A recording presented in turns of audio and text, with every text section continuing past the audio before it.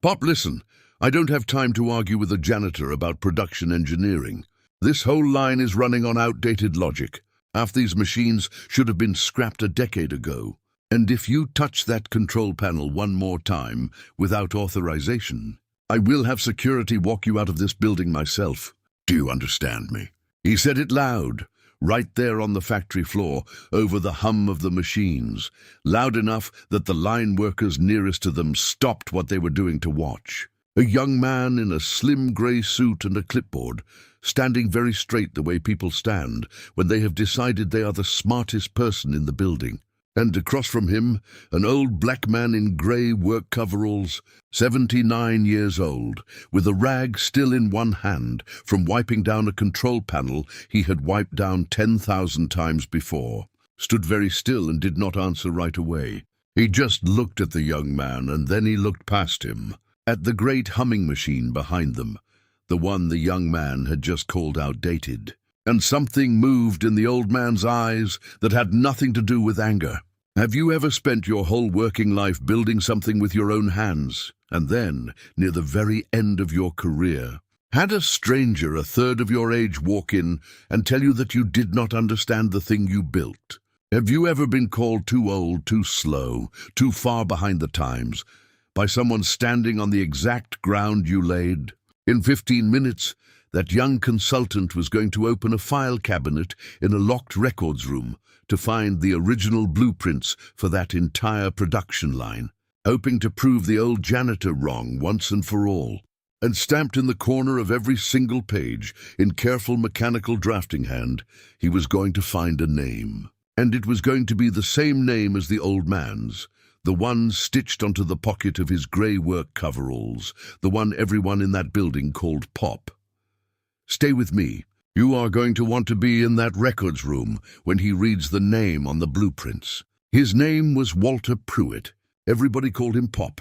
He was 79 years old, and to understand why a man in grey coveralls with a rag in his hand had every right on this earth to touch that control panel, you have to go back 60 years to a summer when he was 19 years old and not allowed anywhere near it. Walter Pruitt came to work at Ashgrove Manufacturing in the summer of 1965, hired on the loading dock because that was, in that place, and that year, the only door open to a black teenager, no matter how sharp his mind was. And Walter's mind was sharp in a way that made grown engineers stop and stare. He had grown up taking apart his father's old truck engine on weekends just to understand how the pieces talked to each other. And he had a gift, the rarest kind, for seeing a whole complicated system in his head all at once, the way some people see music. He was supposed to load crates. Instead, on his breaks, he started wandering into the engineering shop, watching the draftsmen at their tables, teaching himself to read the blueprints pinned to the walls, and one day, seeing a flaw in a design that 3 engineers with college degrees had missed. Remember that flaw. It is the beginning of everything that comes after. He did not march in and announce it, because a black teenager on the loading dock in 1965 did not get to march in anywhere and announce things. Instead, he found the oldest, quietest engineer in that shop, a tired man near retirement named Harold Ness, and he asked him respectfully, careful with every word, whether a certain gear ratio in the new assembly line might be causing the jamming problem everybody upstairs had been complaining about for months. Harold Ness looked at this 19-year-old loading dock boy for a long moment, and then he looked at the drawing Walter was pointing to, and then he sat down very slowly in his chair because the boy was right, and none of the men with the degrees had caught it. Remember that. So excellent, one flaw at a time, that a good man could not pretend not to notice. Harold Ness had time and decency enough to notice. That combination changed Walter Pruitt's whole life. Harold Ness did something that took real courage in 1965. He went to the plant manager and he said, "I have a young man on the loading dock who sees systems the way I have never seen anyone see them, black or white, and if you do not find a way to get him into this shop, some other company is going to figure that out before we do, and we are going to spend the rest of our lives regretting it." It was not entirely welcomed. There were men in that shop who made Walter's life difficult in 100 small and large ways for years. But Harold Ness kept him close and taught him everything, formally and informally, evenings and weekends, because a man who has spent 40 years loving a craft recognizes, better than anyone, the rare person who was simply born to it. And over the next 15 years, Walter Pruitt became, quietly and then not so quietly, the finest production engineer that plant had ever had. He never went to a fancy university. He earned it all on the floor, hands-on, problem by problem. And by the time he was in his 30s, when Ashgrove decided to build an entirely new production line, the most advanced the plant had ever attempted, the machine that would carry that factory for the next half-century, the man they turned to, the man who designed the layout and the logic and the gear ratios and the timing of every single station on that line, working alongside 2 other engineers, but carrying the real weight of the design himself, was Walter Pruitt. He built that line with his own 2 hands and his own restless mind. And it worked beautifully, and it kept working for the next 45 years. Through recessions and ownership changes and 3 different names on the front of the building, because Walter Pruitt had designed it not just to be efficient, but to be understood, to be a system a human being could listen to and read, the way you read a face. And he made sure that whoever came after him would be able to keep it singing. But here is the part of Walter Pruitt's story that the young consultant standing on that factory floor could never have guessed, because it is not written on a resume, and Walter never once volunteered it, out of a quiet, particular kind of pride. Walter Pruitt was made an engineer at that plant, formally with the title and the salary, in 1981, and he held that job for 11 years until 1992, when the plant went through one of its brutal ownership changes. A corporate buyout, and the new owners, doing what new owners so often do, decided to cut costs by cutting the older, higher salaried staff, and Walter Pruitt, at 52 years old, the man who had designed the very line the plant still ran on, was let go. Just like that, 15 years of engineering excellence, and a signature on the corner of every blueprint, and it was not enough to save him from a spreadsheet. Walter went home. He was 52. He had a wife, Odessa, and 2 children still in school, and a mortgage, and the particular terror that hits a man of that age when the door he built his whole identity around slams shut. He looked for engineering work elsewhere, and he found, again and again, the same quiet wall he had spent his whole youth climbing around, doors that opened a little slower and closed a little faster for a black engineer of 52 than they seemed to for other men. Months went by. The mortgage did not care about any of that. And then, one day, Ashgrove Manufacturing, the very plant that had let him go, posted an opening. Not for an engineer, for a janitor. Walter Pruitt sat at his kitchen table with Odessa and looked at that posting for a long time. And Odessa, who knew her husband's pride better than anyone alive, watched him wrestle with something enormous, and she did not push him, because she understood that this was a decision only he could make, and that pushing would only make the weight of it heavier. She simply sat with him at that table, night after night for nearly a week, while the posting sat unanswered, and the mortgage bill sat on the counter.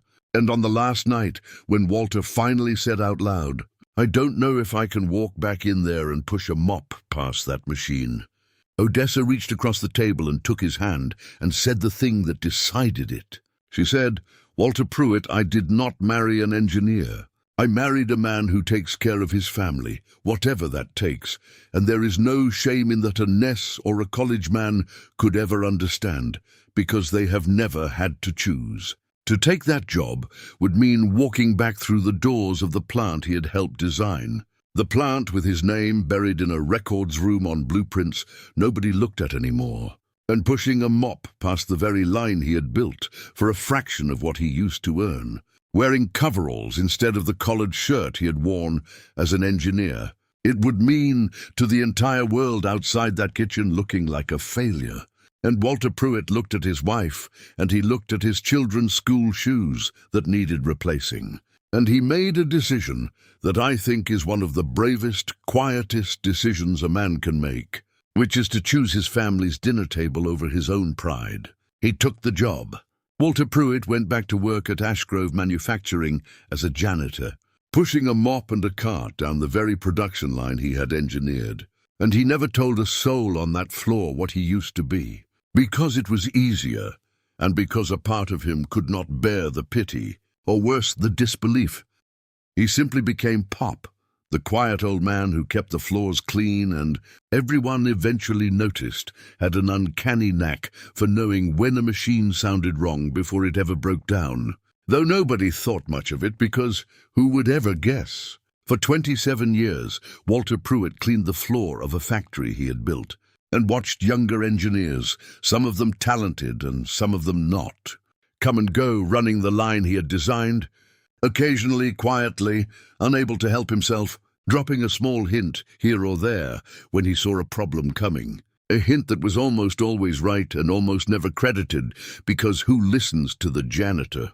And now, at 79 years old, 27 years into a job he had taken to save his family and stayed in long after he needed the money because the machines had become, in a strange way, old friends he could not bear to leave. Walter Pruitt was standing on that same floor, being told by a 29-year-old efficiency consultant named Trent Calloway that he did not understand production engineering.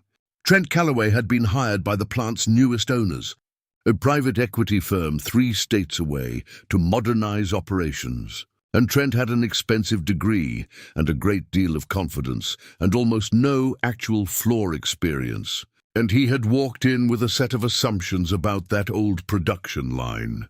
Assumptions built entirely from a textbook and a spreadsheet.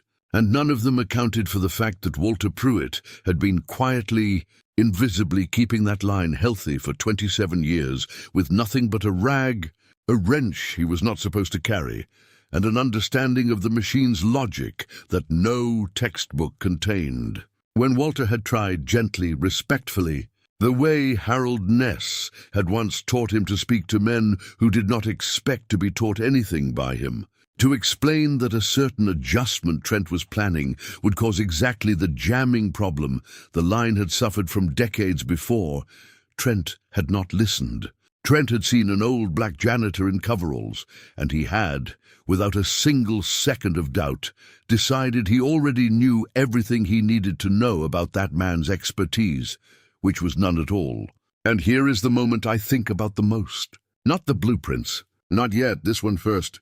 Because after Trent stormed off toward the records room to prove the old man wrong, Walter Pruitt stood alone for a moment on the floor of the line he had built with his own hands 60 years before. And he set his rag down on the edge of the great machine, gently, the way you touch something you love. And he looked up at the enormous humming structure around him, every gear and belt and timing chain of it, something he had once drawn on paper at a drafting table, with Harold Ness looking over his shoulder. Back when he was young and the whole world felt like it might, just might, be about to open for him. And an old grief came up in Walter Pruitt that had nothing to do with Trent Calloway and everything to do with the 27 years since. He thought, I built this. With my own hands, I built this, and I have spent almost as many years mopping the floor of it as I spent designing it, and nobody in this building, not one soul, knows my name the way it deserves to be known. He thought of Harold Ness, gone now many years, the only man who had ever truly seen him for what he was in that first difficult decade. He thought about the engineer's collar he used to wear and had folded away in a drawer at home decades ago and never worn again. And Walter Pruitt, 79 years old, standing beside the machine that was the great unclaimed masterpiece of his entire life, let himself, just for a moment, feel the particular loneliness of a man whose finest work has outlived the memory of who made it. Then he picked his rag back up, because there was still a shift to finish, and a man does his work whether anyone is watching or not. That had always been his answer to everything. Just do the work. Let the work speak, even when they will not let you. Trent Calloway found the records room, and he found the file drawer for the original construction of that production line. And he pulled the old rolled blueprints out onto a drafting table to prove, once and for all, to himself and to the plant manager, he intended to report this insubordinate old janitor too, exactly how outdated and wrong old Pop's ideas were. And he unrolled the first sheet. And he stopped, because down in the corner, in the formal drafting title block, where every set of engineering plans records its author, in a clean, careful, mechanical hand that had not changed in 60 years, was a name, W. Pruitt, design engineer, and beside it a date, 1979. Trent Calloway stood there for a moment, thinking it had to be a coincidence, a relative, a different Pruitt, and he unrolled the next sheet, and the next, 22 sheets in total, every station of that line. Every gear ratio, every timing sequence, all of it signed, over and over, by the same hand, W. Pruitt, and there, clipped to the very last sheet, a small stapled memo, decades old and yellowed, a note from a plant manager long dead, praising the young engineer, Walter Pruitt, for catching, in the design phase, the exact flaw that would have caused chronic jamming. The very flaw Walter had just tried, an hour before, to warn Trent about all over again, 60 years later in the same building, to another young man who would not listen. Trent Calloway sat down slowly at that drafting table, the same way old Harold Ness had once sat down slowly at a different table when a 19-year-old loading dock boy proved him a flaw. And the plant manager, a decent harried man named Doug Fenwick, who had come looking for Trent because of a complaint the young consultant himself had filed against Pop just 20 minutes earlier, found him there, staring at the blueprints, ashen. "Doug," Trent said, and his voice had changed completely. Did anyone know that Pop, the janitor, designed this entire line?" And Doug Fenwick, who had managed that plant for 11 years and genuinely had no idea, because Walter Pruitt had never once told him, came around the table and looked down at the blueprints and read the name and understood in a single dizzying moment that the quiet old man who had been mopping his factory floor for over 2.5 decades was the actual, original architect of the entire operation he was responsible for running. They found Walter Pruitt exactly where they knew they would, on the factory floor near the great machine, finishing his shift unhurried, at peace, a man who had already made his peace with being unseen a long time ago. And Doug Fenwick walked out onto that floor with the blueprints rolled under his arm, and Trent Calloway trailing behind him, and the plant manager stopped in front of the old janitor, and for a moment he did not know what to say, because there is no good way to ask a man why he spent 27 years cleaning the floor of his own masterpiece. "Pop," Doug said finally, "why didn't you ever tell me?" And Walter Pruitt looked at the blueprints under the plant manager's arm, and something in his tired old face eased, just slightly, the way a held breath finally lets go. "Wasn't sure anybody would care to know," he said simply. "I needed the work. This was the work that was here." He shrugged, a small, weary, dignified shrug. "A man does the job in front of him. Didn't seem worth making a fuss over what I used to be, when what I am is a fellow who mops the floor." He paused. "Though I confess I did think most days that the machine and I still understood each other pretty well." Doug Fenwick, who was not a cruel man, only a busy one who had never once thought to ask, felt something crack open in his chest right there on the factory floor. And Trent Calloway, 29 years old, standing there holding the very blueprints he had gone to fetch specifically to humiliate this man, understood, with a shame that would follow him a long time, that the old janitor he had threatened to have removed by security had been trying, gently, one last time, to save him from a mistake the way he had once tried to save the whole plant. 60 years before, at 19 years old, before anyone would listen to him either. The consequences arrived in the order such things do. Trent Calloway did not get walked out by security. Walter Pruitt did.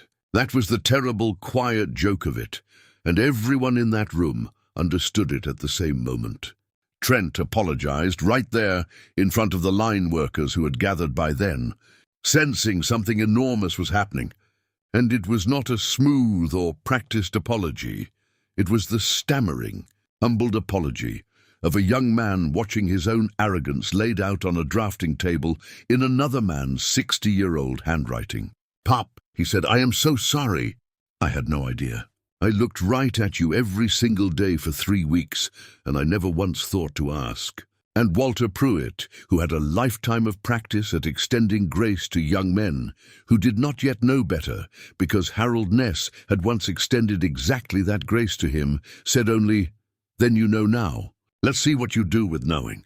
The private equity firm, when they heard the story, which traveled through that plant and then out into the wider world faster than any spreadsheet, did the one thing that could not fix 27 years, but could at least stop the bleeding of the moment.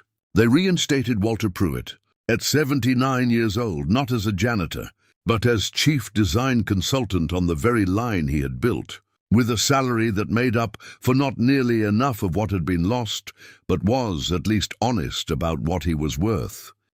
Doug Fennick had his portrait, the same photograph from an old employee badge in 1979, framed and hung in the front lobby, beside a plaque that told the whole story: the loading dock, Harold Ness; the flaw, a 19-year-old caught that grown engineers missed; and the 27 years a master engineer spent quietly cleaning the floor of his own creation, because the world had briefly and cruelly decided he was worth nothing more.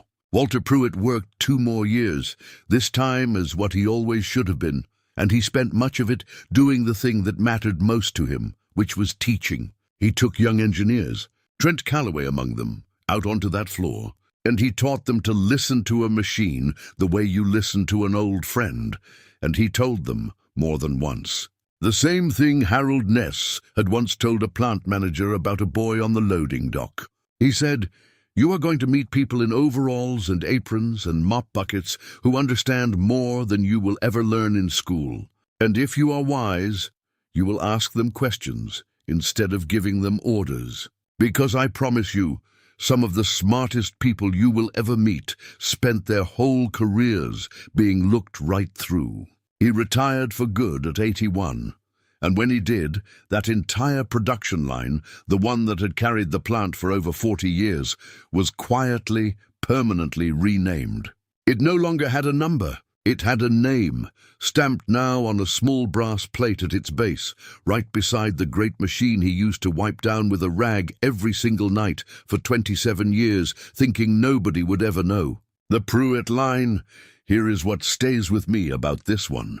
Walter Pruitt spent 27 years standing every single day beside the total, undeniable proof of exactly who he was. A machine of his own design, humming with his own logic, carrying his own name buried in a drawer 60 feet away. And not one person walking that floor ever thought to ask the quiet old janitor with the rag whether he might know more than they did. The proof was not hidden. It was the very ground everyone stood on.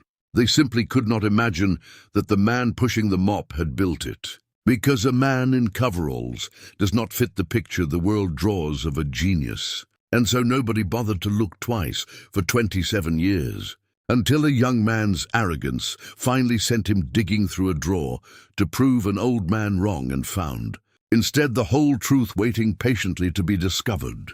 And that, I think, is the ache that so many of you watching know better than you wish you did. You spent your working years building something real, something that mattered, and then the years piled up, and the titles changed, and the world started looking at your slow hands and your grey hair and deciding it already knew your whole story, deciding you had less to offer instead of more, when the truth so often is the exact opposite. The years did not empty you out.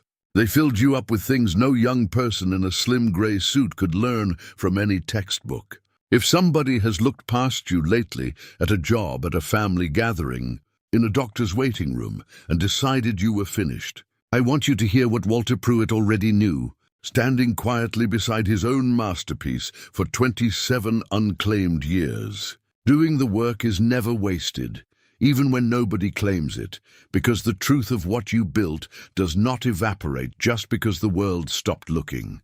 It waits, patient as a set of blueprints in a drawer, for somebody someday to finally open the file. And even if that day never comes, even if no young man in a slim grey suit ever pulls your file and reads your name out loud, the machine still runs. The line still holds. Whatever you built with your own 2 hands is still standing, still doing its work in the world. Whether or not anyone remembers whose hands made it, and there is a kind of quiet, unclaimed dignity in that which the loud and the credited will never fully understand. In the end, I made Walter Pruitt up. But I did not invent the loading docks full of brilliant minds who were never given the office, or the engineers pushed out at 52 for the crime of costing too much, or the proud men and women who quietly took whatever job would feed their families and never once told a soul what they used to be.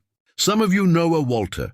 Some of you, and I say this with the greatest respect, are a Walter standing right now beside the proof of a lifetime of excellence that the people around you have simply never thought to ask about.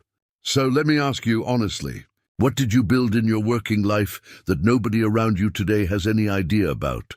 And would it surprise the people who look past you now to learn the whole of what you once were? And if there is an older person in your life who mops a floor, or drives a bus, or sits quietly in the corner of a family gathering being talked over, will you be the one who finally asks them what they know?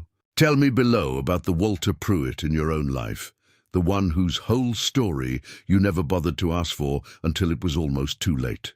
I read every single one. And if this story moved you, share it with someone who built something real and was never properly thanked for it, and remind them that the work always speaks, even when the world has forgotten how to listen.